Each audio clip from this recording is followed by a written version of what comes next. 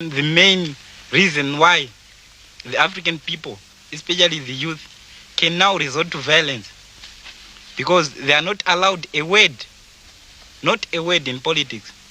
If I say anything against the government, I'll be behind the bars the next day. There are informers in every square mile of the country. Do you not fear an informer in this group now? There may be. I don't care. At this moment, I don't care if there is an informer. Maybe tomorrow I will be there behind the bars, and I don't mind. I am prepared to make such sacrifices, and even greater sacrifices for the freedom of the country. These boys talked to me in May at St. Ignatius College just outside Salisbury. 4 of them are now behind bars. Last month, the school was raided twice. The police came with guns, dogs and tear gas. 23 arrests were made. The police were stoned, a Land Rover was turned over. Today, 18 days after their arrest, no charges have been made against the 4 boys still in custody. Children of our age to realize the hardships the African is facing. And I think this is also the case in South Africa.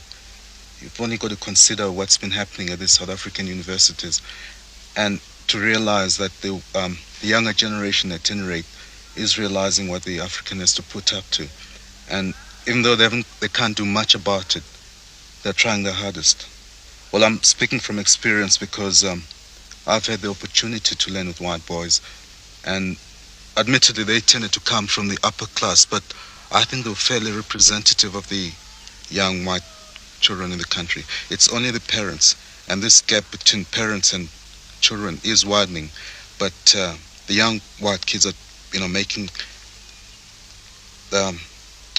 are trying their hardest anyway to try and lessen the gap. Do you see hope in this situation? Yes, I think it's a hopeful sign. I mean, in terms of years, I don't think we can say that conditions will change in 5 years, but I think gradually the voice of the present generation anyway will not be neglected. Is there ever going to be black majority rule in this country? Certainly there will be, if we Africans strive long enough.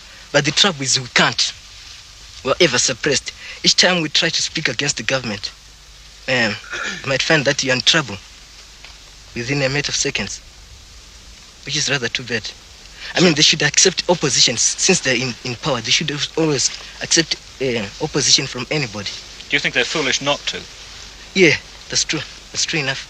One thing that must be made clear to the British government is that the African people in this country are not at all worried about what political ideology they follow. If communism is going to bring them freedom, they will accept that ideology. And for that matter, I can assure you that Western democracy and civilization is really losing popularity in the country.